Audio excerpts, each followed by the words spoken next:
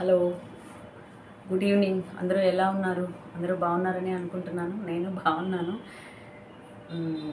Present ఏం చెప్పబోతున్నానంటే, actually నేను YouTube start చేసి అయితే 5 ఇయర్స్ అయింది. 5 ఇయర్స్లో నేను మధ్యలో 1 or 2 ఇయర్స్ ముందు నేను మళ్ళీ కుకింగ్ షో చేశాను. అది బాగానే జరుగుతూ ఉంది. కొన్ని కారణాల వల్ల ఎందుకో నేనే స్టాప్ చేసేసాను. అదైతే ఆపేశాను. సో నేను ఇంకేంటో చేయాలనుకుంటూ ఉండేదాన్ని, కానీ ఏదైతే చేయలేదు నేను. సో ఇంట్లోనే ఉండేదాన్ని. యాక్చువల్లీ నేను 10 ఇయర్స్ ముందైతే నేను బ్యూటీషియన్ని. చిన్న పిల్లలుగా ఉండేవాళ్ళు. పిల్లల్ని చూసుకుంటూ బ్యూటీ పార్లర్ ఇంట్లోనే పెట్టుకొని నడుపుకుంటూ ఉండేదాన్ని. సో అది కూడా తీసేసాను అన్నమాట. పిల్లల కోసమే ఉండిపోయాను ఇంట్లో, ఇంకేం చేయకుండా. అలా యూట్యూబ్ ఒక 5 ఇయర్స్ గడిచింది. 5 ఇయర్స్ తర్వాత నాకు ఈ యూట్యూబ్ గుర్తొచ్చింది.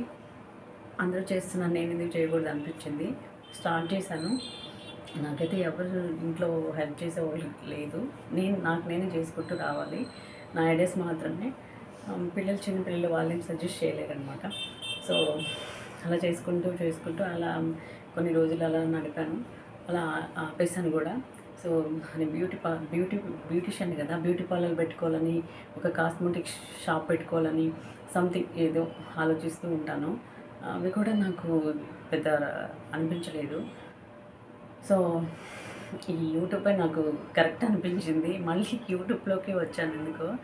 ఆ యూట్యూబ్ దీన్నే ఎలాగైనా దీంట్లోనే రాణించాలి అనిపించింది నాకు.